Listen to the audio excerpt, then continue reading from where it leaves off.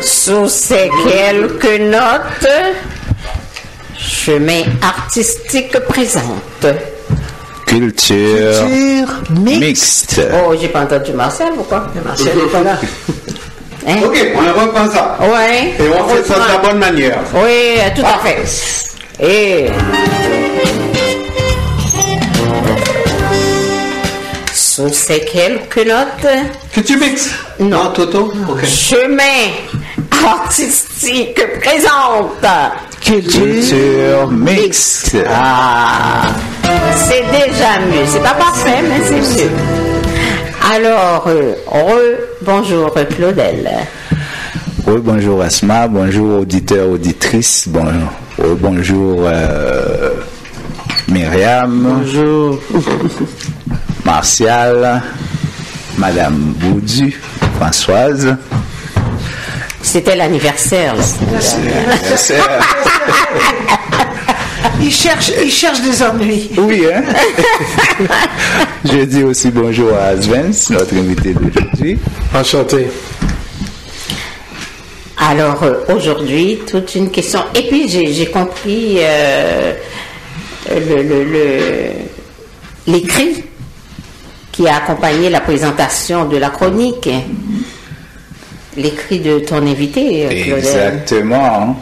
Et puis on aura la chance de découvrir tout ça. En fait, oui, on va parler des jeunes de la rue. Je voulais juste en profiter alors que nous célébrons le mois de l'histoire des Noirs pour attirer l'attention sur le sujet. Alors, puisque le mois de l'histoire des Noirs c'est certes mettre en évidence nos réalisations, nos cultures, notre histoire, mais c'est définitivement l'occasion de réfléchir sur les défis, les enjeux auxquels font face nos communautés. Alors, et surtout souligner ces choses-là ou ces êtres dignes de mention, capables de servir de modèle et capables d'inspirer les membres de la communauté. Bon, je me dis qu'une communauté qui prend soin de ses membres investit dans son avenir. Alors, je considère que l'implication des gens pour l'avancement de la communauté est en elle-même une réalisation. Alors, on va voir surtout que Vance, notre invité, cadre bien parfaitement avec ces idées-là. Alors, pour présenter Vance très brièvement, un peu, peut-être qu'il va compléter sans doute. Alors, Vance Telemaque est l'un des conférenciers jeunesse les plus inspirants. Après de multiples arrestations et avoir échappé à la mort, il abandonne la vie de trafiquant de drogue pour repartir à zéro. En 2007, il déménage à Montréal et devient cofondateur de l'Art Cela, un collectif de poésie porteur d'espoir pour son public. En 2014, il publie son premier livre, Pen of a Ready Writer, qui reçoit une couverture médiatique sur de nombreux réseaux importants, dont CBC, Global News aussi. En tant qu'entrepreneur social, Vance a été sélectionné comme finaliste régional pour Startup Canada et a reçu entre autres le prix de leadership communautaire. Alors, c'est un conférencier qui a inspiré des milliers de personnes avec son message d'émancipation destiné à la jeunesse. Surtout que vous avez fait des tournées aux États-Unis, au Canada, dans les Caraïbes, en Afrique, en Haïti. C'est-à-dire un vrai pasteur, quelqu'un qui veut apporter le bon message. Alors, probablement que peut-être que j'ai pas tout dit, Vance. Une autre chose que je travaille avec, c'est avec les gens qui se retrouvent en prison. Okay. Donc, on a un programme de réinsertion avec l'Église l'Union l'Unie, pour pouvoir aider les gens qui se retrouvent en prison et leur aider à trouver l'emploi, à leur aider à naviguer le monde après avoir fait 10, 15, 20 ans en prison. Une autre chose que je fais avec un organisme dans le ouest de l'île, le WEPCA, c'est un organisme noir pour le ouest de l'île, dans les zones de Pierrefonds. C'est un groupe de mentorat pour les jeunes. Donc, ma passion, c'est la prévention et aussi la réinsertion.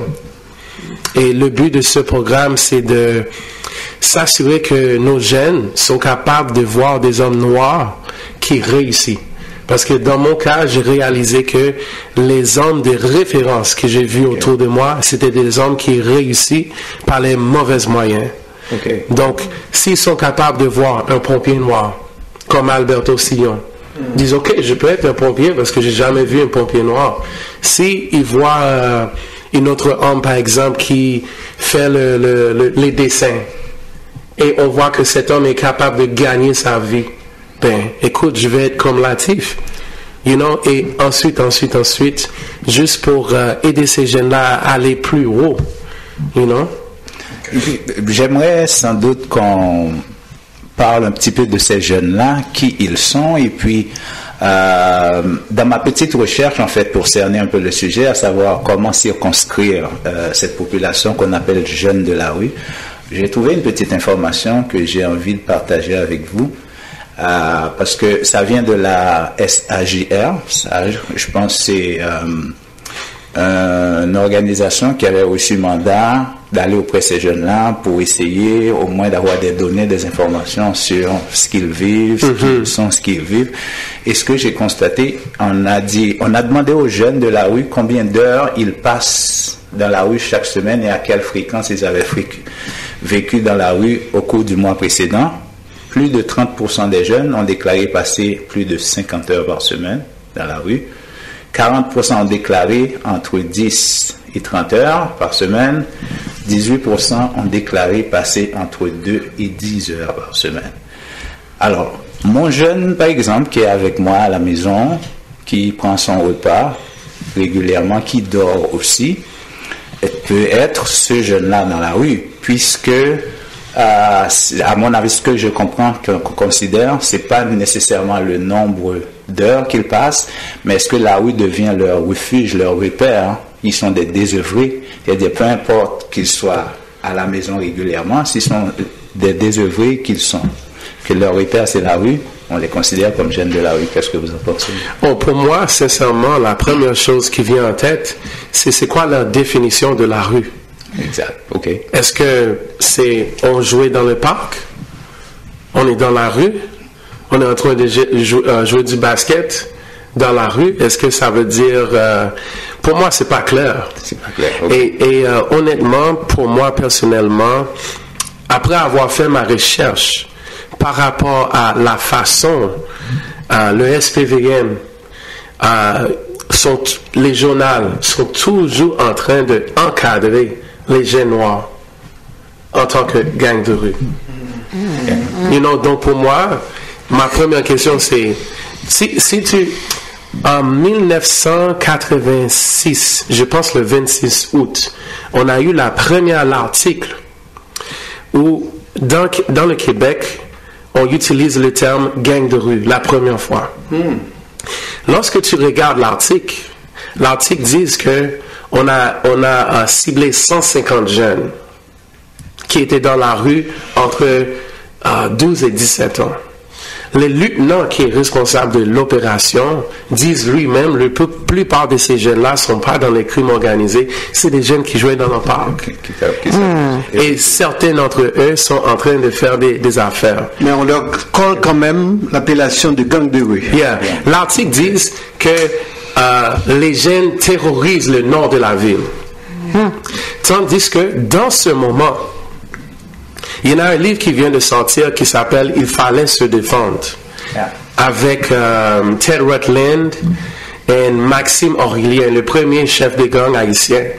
Mais qu'est-ce que les articles ne parlent pas, c'est à quel point que les femmes, les enfants, les immigrants étaient attaqués par les néo-nazis ici au Québec. Donc, pour moi, quand j'entends des affaires, pour moi, il faut aller plus profond pour savoir qu'est-ce qu'il veut dire par ça. Parce que être dans la rue, qu'est-ce que ça veut dire? Est-ce que, c'est pas clair pour moi, sincèrement. Okay. C'est un peu ce que je disais, ce que je m'appuierais sur ce que disait Martial, parce que c'est pareil, jouer dans la rue, comme tu disais également, jouer dans la rue, il y en a certaines familles, c'est ça aussi, n'ayant pas la place d'avoir un jardin, d'avoir des pièces pour, etc. sont dans la rue sur un terrain de sport, sont dans la rue dehors, à l'extérieur, sur un terrain de sport, sur une aire de jeu, sur un terrain de foot, etc., etc. Oui. Et je crois que c'est là où justement la différence n'est pas faite, et que encore aujourd'hui il y a des jeunes où on aimerait les voir plus souvent dehors plutôt que d'être sur leurs appareils électroniques, voilà. Et qui font que justement ce travail et cette démarche, en ayant des exemples, des modèles, comme tu disais tout à l'heure, moi je vais m'appuyer sur le basket. On a les jeunes haïtiens qui sont à monter en flèche. Oui. C'est pas parce qu'ils sont restés devant le match de la NBA qu'ils ont appris à jouer au basket.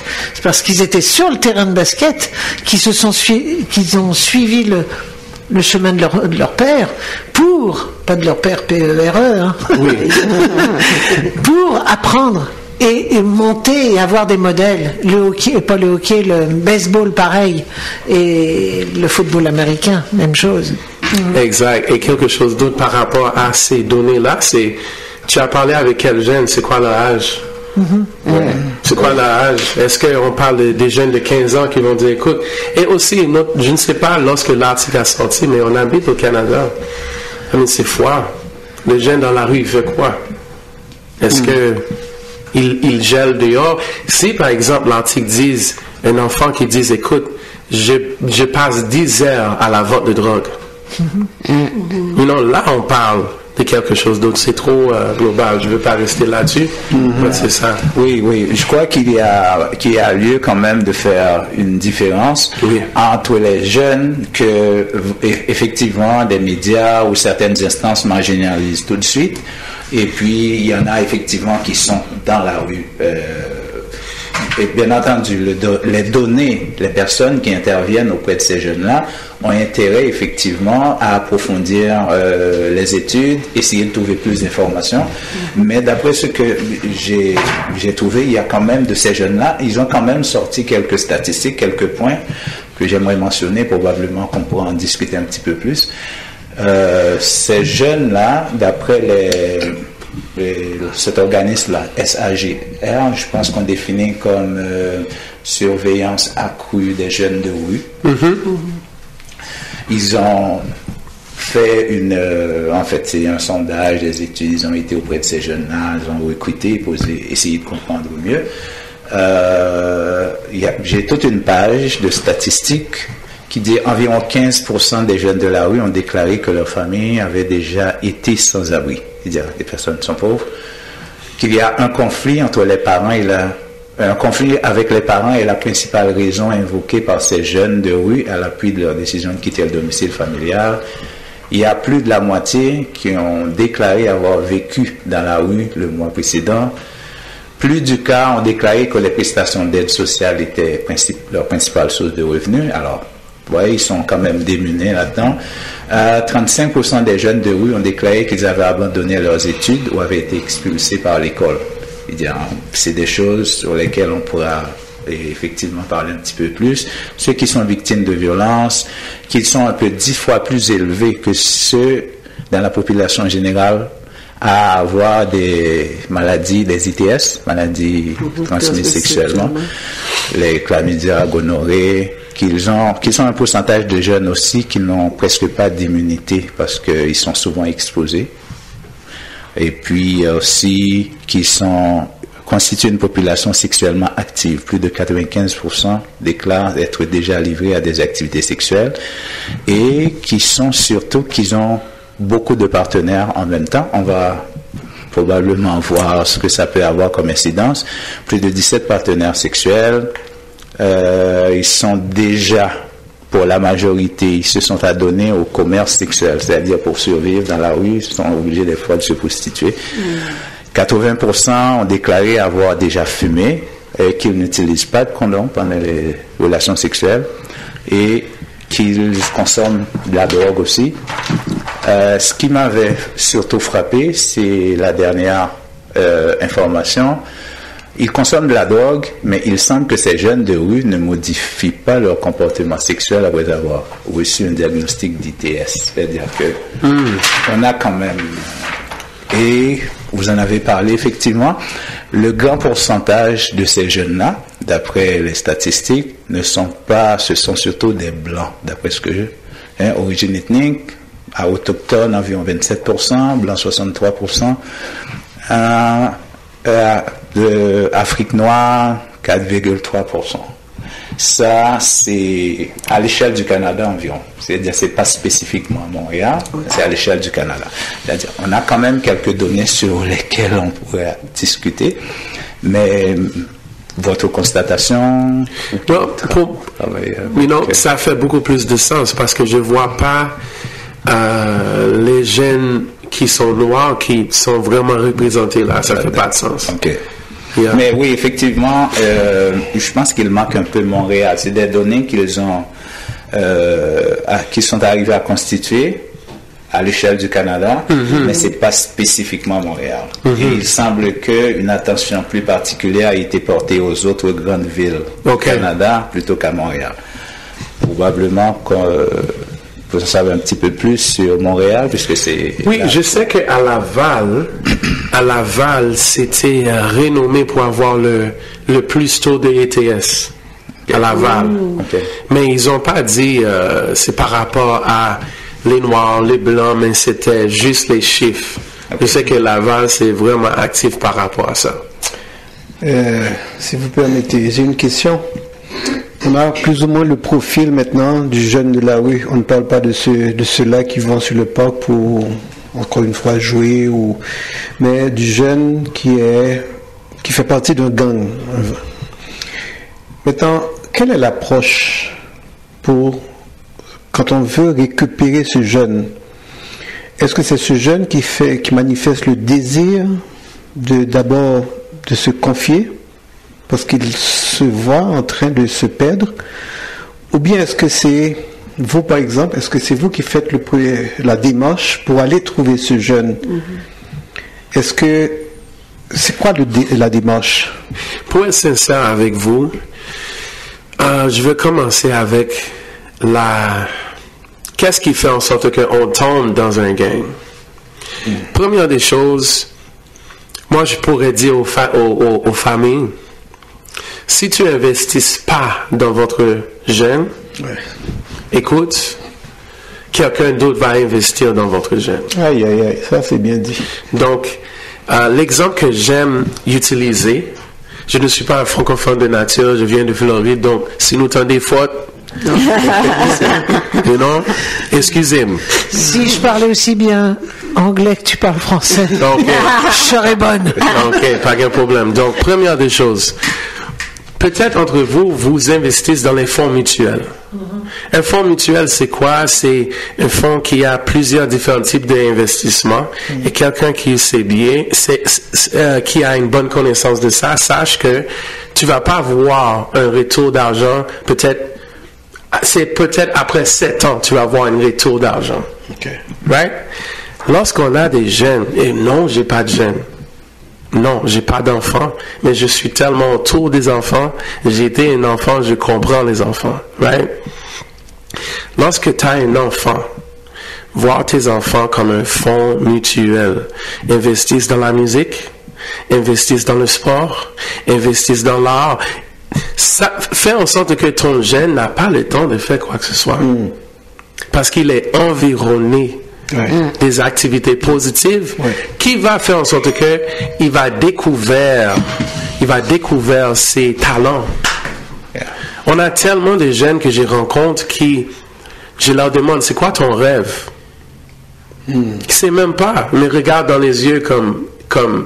Et ça, c'est un signe d'un jeune qui n'est pas au courant de ses talents. Ça, c'est un jeune, par exemple, qui n'était pas exposé assez. Ça, c'est la première chose. Oui, c'est le terme désœuvré, effectivement. Exact.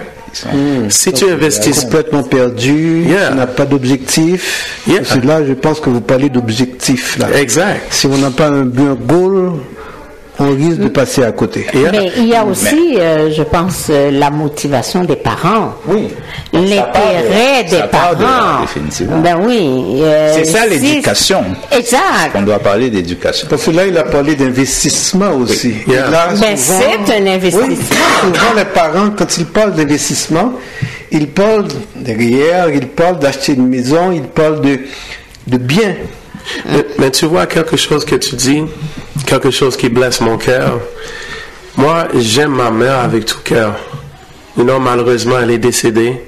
Mais ma mère est toujours en train de travailler. Donc, il faut un équilibre. Si tu n'as pas un équilibre, oui, tu peux faire overtime en tant qu'infirmière. Tu peux faire le chiffre de nuit, tu peux faire ton argent, mais si ton enfant est resté à la maison sans supervision, écoute, il faut que tu calcules qu'est-ce que tu veux, c'est quoi les priorités. Et de deux, la question en tant que telle, pour être honnête, lorsque je tombe sur un gars qui est dans un gang, qui, il veut vivre sa vie comme ça, c'est déjà trop tard. Okay. C'est déjà trop tard. Comment tu veux que je convainque quelqu'un qui touche l'argent, et qui a beaucoup d'argent, et d'aller lui demander de faire des 16 heures, des 8 heures, à toucher à peine un quart de ce qu'il gagne dans la rue. Et une autre chose, c'est pas une question de mauvaise personne, c'est une question d'appartenance. Nos problèmes avec nos jeunes, c'est par rapport à leur valeur. Si je sens que ma valeur vient de qu'est-ce que j'ai, qu'est-ce que je fais et qu'est-ce que les gens pensent de moi, dans un gang, je vais trouver d'autres gars qui sont brisés, qui veulent chercher cet sentiment d'appartenance, et on veut que les gens nous respectent, donc on tombe dans un gang. Donc, pour moi, c'est vraiment simple. Investir dans votre jeune. Est-ce que, moi j'ai une question, est-ce que un jeune qui tombe dans un gang parce que il a de la reconnaissance, parce que il trouve des gens qui lui ressemblent et tout ça là, est-ce qu'en tant que parent, on n'a pas un qui nous dit faudrait que je porte un peu plus d'attention à mon enfant? Bien sûr. Quelque chose. Ou c'est juste carrément, on ne s'aperçoit de rien et puis le jeune mène sa vie, puis on n'a aucun doute comme parent. Est-ce que c'est normal ça? Je pense qu'il y a une information que Vince vient de donner. Moi, je pense qu'on peut parler de prévention parce que éduquer, c'est encadrer. C'est-à-dire avant même. On y reviendra, c'est assez passionnant. Parce que Vince, il faut payer la place. Tu comprends? Nous besoin de petit cobla. Pas de problème. Ok, à tout à l'heure.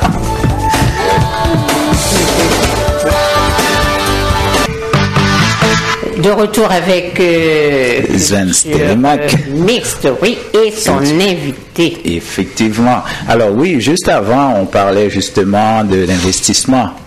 Alors, investir, c'est pas nécessairement de l'argent. Pour moi, c'est soi-même en tant que personne, le temps aussi qu'on va mettre. Et on disait que éduquer, c'est d'abord cela, encadrer, prévoir aussi. Dans le sens, c'est Vince qui donnait l'information, à savoir, lorsque le jeune a déjà décidé qu'il veut faire sa vie en tant que gang de rue, c'est déjà trop tard. C'est-à-dire, si on n'avait pas encadré, ne pas lui donner l'occasion d'arriver là, il est presque trop tard. C'est justement l'intervention, le travail d'éducation de parents. Mais juste avant ça, puisqu'on parle de ces jeunes-là qui sont un peu déboussolés, souvent leur repère c'est la rue, on aimerait peut-être revenir un petit peu sur le parcours, Vince. Vous nous racontiez des choses qui sont quand même assez intéressantes. Il y a quand même possibilité de réhabilitation. Bien sûr. So, pour moi-même, si je parcours, moi, je vais retourner en arrière. Première des choses, j'étais né ici à Montréal, mes parents ont divorcé. Ma mère a décidé d'aller en Floride parce qu'on avait beaucoup plus de familles là-bas. Et j'ai grandi dans un quartier qui était propice à mon échec. Lorsque je regarde par la fenêtre, je vois des addicts, je vois les gens qui travaillent le 9 à 5, qui achètent du lait, du pain. Et je vois des gens, par exemple, qui étaient en train de faire l'argent sur les addicts. Donc, lorsque j'ai vu mes trois choix, je me suis dit, je ne veux pas faire le 9 à 5 On dirait que ces gens-là ont rien à montrer pour leur travail. Je veux pas être un addict qui demande, pour d'échange à des jeunes dans l'arrêt d'autobus. J'aimerais plutôt être comme l'homme le plus dominant que j'ai vu. Payez attention. Un homme veut être dominant. Oui. Et si l'homme qui est dominant est un dealer de drogue ou un pimp, un fraudeur, c'est ça que je veux être. Donc, j'ai tombé dans la fraude à l'âge de 13 ans. Pourquoi? Quand j'y vais à l'école, les gens étaient toujours en train de me niaiser par rapport à mes vêtements, mes souliers. Donc, ça m'a fait sentir comme si j'avais pas de valeur. Donc, j'ai bouché ce trou-là avec la fraude. J'ai commencé à vendre, j'ai commencé à aller sur les sites internet pour commander les souliers, les vêtements, pour pouvoir aller à l'école pour que les gens me respectent. C'est ça qui a commencé ça. Okay. Ensuite, donc c'était un petit peu de l'intimidation à l'école. Exact. On en parle beaucoup ces jours-ci, oui. That's it. Et pour les jeunes trouvent leur valeur dans les vêtements, les souliers. Oui. Malheureusement. Oui. Et ensuite, j'ai commencé à vendre la crack. Je me suis fait arrêter 6 fois. Et rien n'était capable de me ralentir. Parce que quand tu es dans la rue, tu as des attentes qu'il va y avoir des choses qui t'arrivent. Il y avait des gens qui essaient de me kidnapper. Il y avait des gens qui ont pris des armes à feu contre moi, des gens qui ont essayé de me tuer. Tout ça m'a pas fait peur. J'ai juste acheté plus des armes. Et c'était ça c'était ça ma façon de voir la vie. Et un jour, si mon père vient ici avec moi, il peut te dire, parce que mon père était à Montréal, et un jour, il vient me voir à Miami, et du fait que mon père était à Montréal et j'étais à Miami, je voulais faire en sorte que mon père me respecte. Donc, lorsque j'ai vu mon père, je lui montrais toutes mes armes à feu. Pour lui faire comprendre, voici un homme. Et tu n'es plus n'importe qui. Exact. Parce qu'il a pris des nouvelles par mon parrain à Miami par rapport à mes activités. Donc, là, moi et mon père, on a une bonne relation. Une très bonne relation, mais c'est ça.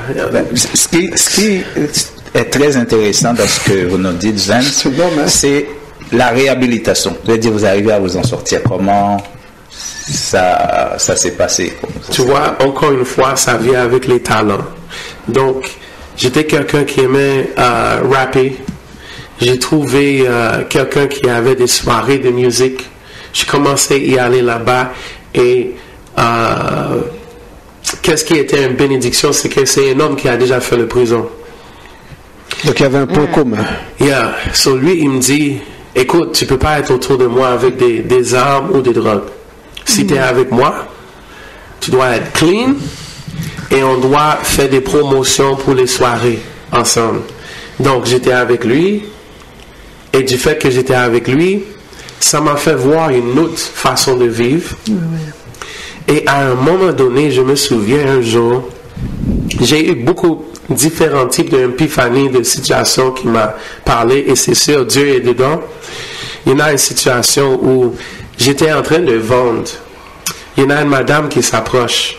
Que tu étais en train de vendre quoi? Cocaïne. C'est ça. Et pendant que je suis en train de vendre, la madame s'approche et j'ai tellement de clients. Je peux faire $10,000 chaque semaine. En train de vendre du crack. Pour un jeune de 17, 18 ans. C'est beaucoup d'argent, ça. Exact. Donc, comment tu vas me dire, arrêtez. Arrête de niaiser.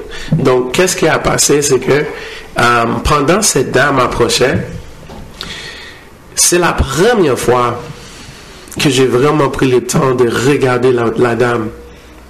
La dame s'approche, elle me regarde. Cette fois-ci, elle a son fils. Et je suis fâché. Pourquoi tu amènes ton fils? Et là, dans ses mains, elle a un sac. Et dans le sac, elle essaye de me donner son jeu vidéo. Pendant son fils me regarde avec des larmes dans les yeux. Et là, j'étais capable de voir cette femme en tant qu'humaine. Et je me suis dit, la femme est comme un zombie. la femme est complètement disconnectée de la réalité.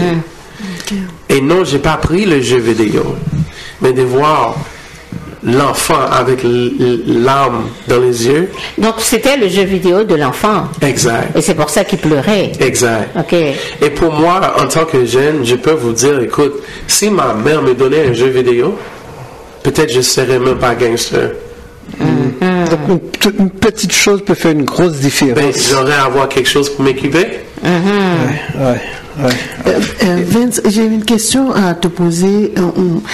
Tout à l'heure, tu as parlé du divorce de tes parents. Et est-ce que quand tes parents se sont divorcés, tu as senti que ça a eu un impact sur toi, un vide par rapport à la séparation de tes parents? Bien sûr, parce que j'avais pas un homme comme point de référence qui était consistant ou assez consistant. Et d'un autre côté, c'est pourquoi je dis j'adore ma mère, mais lorsqu'une femme doit jouer les deux rôles, le père et le maman, malheureusement, elle doit travailler beaucoup plus. C'est le cercle vicieux. Donc tu sens que ta mère n'était pas assez présente. Bien sûr. Mais tu comprenais. Oui, je comprends. Je comprends, mais en même temps, même lorsqu'elle n'était pas présente, je crois qu'elle était capable d'investir dans le sport. Moi, je suis 6 pieds 3, j'ai jamais joué du basket dans ma jeunesse. Parce que mon quartier était tellement mauvais, ma mère est comme, restez chez toi, regarde, voir ta sœur. Avec toute cette adrénaline, toute cette énergie en tant que jeune, tu veux que je reste dans la maison? Okay. Parce que dans notre communauté, quand même, malheureusement, il y a beaucoup de couples qui se séparent et qui ont des enfants.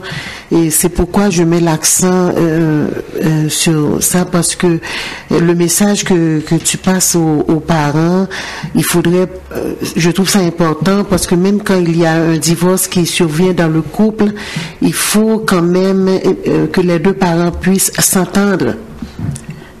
Parce que j'ai ressenti, tu ne l'as pas dit à travers ton discours, mais j'ai ressenti que entre ton père et ta mère, on dirait qu'il y a eu une coupure. Donc toi, tu as été comme victime de cette coupure-là. 100%. C'est ça. Donc les parents devraient, même s'il y a un divorce, essayer au moins d'avoir une bonne communication au profit des enfants. Bien sûr. Ça, c'est un point. Étant donné que le temps file, j'aimerais aborder l'aspect social de la chose avec vous. Par exemple, tous ces jeunes-là, je crois, d'après ce que vous venez de dire, et ce que j'ai pu comprendre aussi, que ces jeunes-là sont difficilement joignables. C'est-à-dire, des fois, c'est pas eux, le milieu de la santé, le milieu de l'éducation, ils sont pas restés connectés. Très difficile de les rejoindre. Comment vous arrivez à les recruter, à les récupérer, l'aide que vous apportez à eux? Well, moi j'aurais dit le talent. Quand je vois des jeunes, par exemple, qui se retrouvent dans la rue, qui sont comme un pied en dedans, un pied dehors, je leur parle de mon vécu, je ne leur juge pas. Je leur parle de différentes opportunités. Si tu donnes pas à des jeunes des opportunités, écoute, tu es en train de dire quoi? J'avais des jours où je n'étais pas capable de manger si je ne vole pas du crack. Donc, allez-y.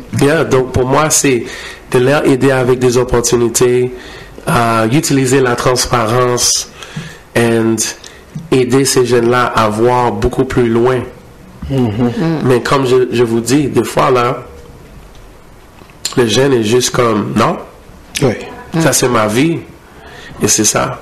Avez-vous l'impression que, en tant que communauté ou en tant que société, il y a les services disponibles? Est-ce qu'on prend ça suffisamment au sérieux? Est-ce que les services sont appropriés, sont adéquats? Est-ce qu'ils en trouvent pour les aider à s'en sortir? C'est quand même un problème social, communautaire aussi. Ben, on connaît un peu le monde pour le fâcher, mais il n'y a qu'à fâcher. On est là pour ça. Mais la femme, c'est pour ton mi-temps. Donc, si mamie a fait toute bagaille tout seul, et les hommes ne prennent pas leur place, ben voici qu'est-ce qu'on a.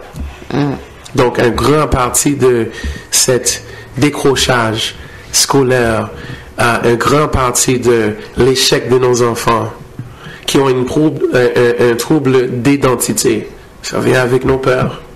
Nos pères qui ne sont pas assez présents. Nos pères qui s'investissent pas, qui sont fâchés lorsque la mère dit, écoute, tu dois payer une pensionnat pour l'enfant. Tu vois? Ça vient de l'homme. Beaucoup des hommes, par exemple, je comprends pas. Tu as un des meilleurs cadeaux que Dieu peut donner à quelqu'un, un enfant. Mais à cause des conflits avec une femme, tu vois pas ton enfant, tu n'investis pas dans ton enfant. Il y a un regard, ou si tu veux, à t'entendre parler,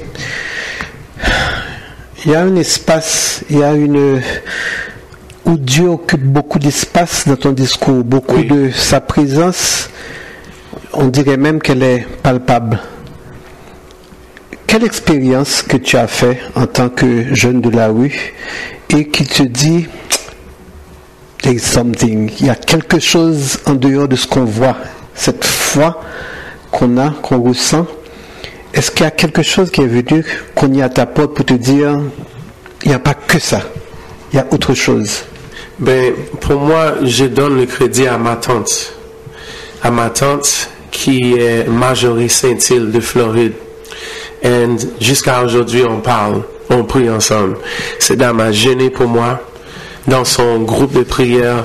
Elle n'a jamais arrêté de prier pour moi. Et pour moi, je dis, mon expérience avec le Seigneur, c'était même lorsque j'étais en train de vendre du drogue. J'avais une relation avec lui. Mon problème, c'est que c'était difficile à donner Dieu toute mon confiance par rapport à mon bien-être financier. Parce que j'ai quitté chez moi à l'âge de 16 ans. J'étais pas capable d'avoir un job. J'avais pas un numéro de social. J'étais illégal. Donc, lorsque j'ai pris la décision de vraiment faire confiance à Dieu, parce que de vendre de drogue, je me reconnais plus dedans, parce que j'ai vu l'impact, l'impact sur ma communauté. J'ai dit, Dieu, mais si t'es là, man, comme créer un chemin pour moi, il a créé le chemin. Mais justement, parlant de communauté, et c'est en tant que communauté, on a une responsabilité. Bien sûr. Tout simplement parce que quand on regarde la situation de ces jeunes-là, si je prends l'exemple, par exemple, des jeunes qui ont des comportements sexuels vraiment inadéquats, quelque part, qui n'utilisent pas de condom, et ces jeunes-là qui sont pour une grande partie malades, et avec des maladies qui peuvent être transmises, ils vous disent des fois, quand on leur demande, vous passez la nuit où, des fois c'est chez ma petite amie, cette petite amie-là qui peut-être, elle, est à la maison, c'est-à-dire il y a un risque de problèmes de santé qui, non seulement pour eux, mais pour le reste de la population aussi. Et ça, c'est un aspect de la chose. Juste ça nous fait voir qu'en tant que communauté, en tant que société, on doit faire quelque chose. Est-ce que vous avez l'impression que socialement, il y a assez d'aide? Est-ce que les services sont disponibles? Ou vous avez des suggestions peut-être en tant que communauté, ce qu'on devrait faire en tant que... Parlez avec vos enfants. Excuse-moi, parlez avec vos enfants. Dès qu'un jeune touche le sexe, comment tu vas lui dire, écoute, ne fais plus ça? On va être réaliste. Oui. On va être réaliste. Et malheureusement, dans la communauté haïtienne, lorsque c'est un jeune homme, mamie va donner nous des capotes. Mes capotes. Ma mère m'a donné des capotes. You know? Mais qu'est-ce qu'on donne à la fille? À la fille, on lui dit, pas, you know, à la fille, la jeune fille haïtienne est terrorisée. Depuis la mère pense qu'elle est en train de faire de quoi. Mais ça nous manque, c'est de parler avec la jeune fille. Bonne communication. Bonne communication. Et être transparent. Parce que, écoute, dans ma jeunesse, on grandissait avec la télévision. Nos jeunesses maintenant grandissent avec le téléphone. Est-ce que tu sais que les jeunes ont les jeunes hommes ont présentement le plus grand taux d'éjaculation prémature parce que les jeunes sont en train de tellement voir la pornographie. Donc, tu parles pas avec ton jeune, écoute, il va voir le vidéo en ligne. Oui. Et lorsqu'il se retrouve addict de ça, écoute, qu'est-ce que tu vas faire? Oui, mais Sven, moi, ce que j'aimerais savoir et comprendre, là, toi, tu fais un travail extraordinaire avec les jeunes que tu rencontres. Est-ce que tu es au sein d'un organisme d'aide aux jeunes? Plusieurs. Bon. Est-ce que ces jeunes-là qui fréquentent ces organismes-là, est-ce qu'à un moment donné, ils arrivent à prendre conscience pour changer? Parce que là, tu as parlé, moi quand je les rencontre, je leur explique mon parcours et aujourd'hui, regardez-moi, je suis un monsieur respectable et puis j'ai changé de vie et puis je me sens beaucoup plus confortable dans cette vie-là que dans ma vie antérieure. Est-ce que vous sentez que ces jeunes-là, à un moment donné, font le déclic comme toi, tu l'as eu? Bien sûr. Et des fois, ça vient dans des moments le plus bizarres. Bizarre. Je peux, marcher dans la rue et voir un enfant qui dit « Hey, ça va? » Et je ne reconnais même pas le visage. Je dis « Tu étais à la Sainte Jeunesse, tu m'as parlé. » Je peux,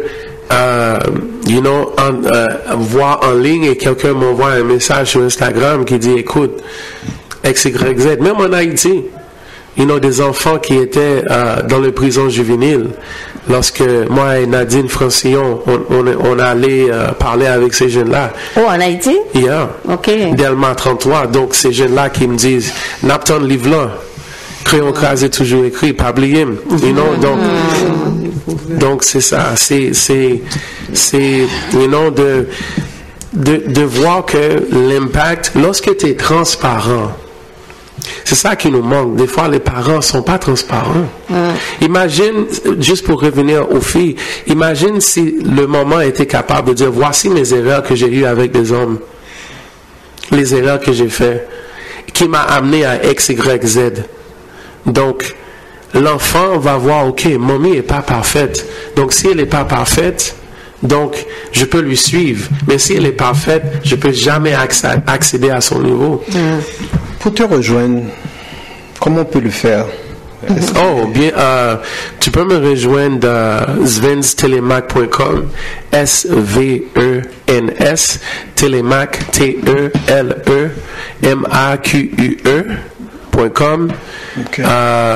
Mais dans les centres où vous travaillez aussi. Même. Oh, yeah. Je travaille avec la première église noire du Québec qui s'appelle Église l'Union l'Unie, dans l'ouest de la ville. Je travaille avec l'association de l'ouest de la communauté noire. But si nous jouons sur le site web là. Mais quelqu'un qui n'a aucun rapport avec aucune sorte d'église est toujours aussi le bienvenu. Bien sûr. Mes services sont non confessionnels. Voilà, c'est ça que je voulais entendre. Mais maintenant, désolé, mais j'ai encore, parce que ça m'arrive pas souvent d'avoir cette sensation que j'éprouve aujourd'hui, où tes confessions me glacent le sang, honnêtement. Ça vient me chercher parce que c'est peut-être. Je ne pense pas avoir déjà rencontré quelqu'un qui me dit, moi, j'ai fumé, j'étais dans la drogue, j'étais dans la rue. Comme quoi, est-ce que c'est involontairement, j'ai toujours évité d'être maintenant, quelqu'un... Beaucoup d'humilité. Oui. Et c'est un signe de sagesse. Signe de sagesse, mais signe de réalisation de soi aussi. Oui. Et c'est sur ça que je veux rebondir. Quelqu'un qui a fait les 400 coups, qui est arrivé à s'en sortir, est-ce que cette personne a un risque quelque part pour retomber, pour faire marche arrière et se retrouver dans la merde, je m'excuse du mot. Non, pas du tout. Tu sais pourquoi? Parce que Dieu m'a tellement brisé par rapport à l'argent. C'est pas ça qui non, je ne parle pas de toi en tant que personne, mais quelqu'un qui s'en est sorti, qui peut se dire, ah, moi aujourd'hui je ne fume plus, je ne suis plus dans la rue, je ne vends plus. Mais est-ce que cette personne, il y a toujours un risque que cette personne retombe dans... Moi, je pense que si la personne est entourée avec le même environnement, entourée avec les mêmes types de personnes, ben oui. Parce que il faut qu'ils sortent de cet environnement-là. Alors, Sven, il y a une dame qui vient de nous appeler au téléphone, quasiment au bord des larmes, et elle me fait la demande, s'il vous plaît, passez ce message à la radio, une fois de temps en temps, pour que les jeunes l'entendent. Oui. Wow. Et elle me dit, vraiment, ça c'est important. Puis, c'est déjà quelque chose. Ah oui. Et là, je la vois comme un porte-parole de toutes ces mères-là qui nous écoutent et qui ont à cœur les jeunes. Même si toi, tu n'as pas de jeunes, mais ça c'est un message, effectivement, parce qu'il y a de ces jeunes qui rentrent dans cette vie-là, mais sans espoir de s'en sortir. Tellement sans espoir que la volonté n'est même pas là. Oui, parce qu'ils voient noir en avant d'eux. Yeah. Et puis l'implication aussi, comme je disais au début, l'implication dans sa communauté, dans ces causes-là, c'est déjà une réalisation. C'est comme redonner pratiquement à la société, redonner au suivant. Et vous voyez, des fois, c'est des gestes spontanés, des petits gestes qui font toute la différence. C'est-à-dire que pouvoir aider quelqu'un à s'en sortir, à vous écouter, c'est que ça a commencé. Et l'une des choses qui t'a aidé un petit peu, c'est avoir côtoyé quelqu'un qui avait lui-même eu l'expérience et qui t'a parlé. Et si ça s'enchaîne, on a des personnes qui sont prêtes à témoigner, à s'impliquer aussi dans les communautés socialement. C'est déjà quelque chose d'extraordinaire. Et moi, je veux, parce que là, on va nous couper le sifflet. Quand vous avez décidé de venir à Montréal, parce que vous avez parlé tout à l'heure, il faut que le jeune déconnecte avec son milieu. Est-ce que c'était pour déconnecter avec votre milieu de Floride qui vous a amené à Montréal? Est-ce que c'est à Montréal que vous avez pu vraiment changer de vie? J'ai changé ma vie en Floride. Okay. J'avais la personne qui était mon fournisseur de cocaïne, qui était plus âgé que moi. Il avait une entreprise, les voitures. Il achetait des voitures brisées, les réparer et vendre. Donc, j'ai pu faire l'argent comme ça. Mais malgré que je faisais ça, et j'ai arrêté, j'ai commencé à vendre des vêtements, des parfums, des souliers pour pouvoir... Et j'étais tellement content. Parce que je sentais comme si le même rush que j'avais pour vendre, c'était la même chose. Peut-être pas le même nombre d'argent. Et après avoir fait ce changement, quelqu'un a essayé de me tuer. Là, j'ai compris, c'est mon environnement. Et là, il faut arrêter parce qu'on est bien très passionnant. Il y a bien des choses qu'on a. On va faire une partie 2. Oui, voilà.